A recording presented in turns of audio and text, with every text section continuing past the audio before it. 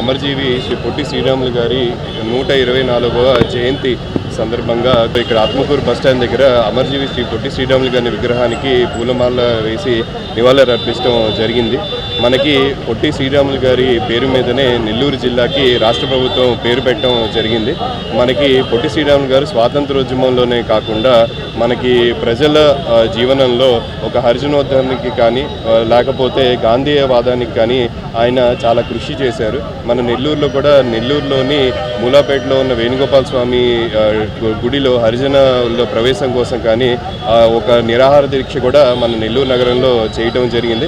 అలానే నెల్లూరులో కూడా ఆయనకి చాలా అనుబంధం ఉండి స్వాతంత్రోద్యమానికి గట్టిగా పాటుపడి ఉన్న వ్యక్తి. స్వాతంత్రం తర్వాత కూడా మన ఆంధ్రులకి ఎవరైతే తెలుగువారు ఉన్నారో తెలుగువారికి ఆంధ్రులకి మద్రాసు నుంచి మద్రాస్ స్టేట్ నుంచి విడిపోయి ఒక ప్రత్యేక రాష్ట్రం కావాలని చెప్పి ఆమరణ నిరాహార దీక్ష చేసి రాష్ట్రాన్ని సాధించి దానికి పూనుకున్నారు. ఆయన ఆత్మార్పణతోనే మనకి ఈరోజు ఆంధ్రప్రదేశ్ రాష్ట్రం అక్టోబర్ 1వ తారీఖు 1953వ తారీఖున ఏర్పడటం జరిగింది.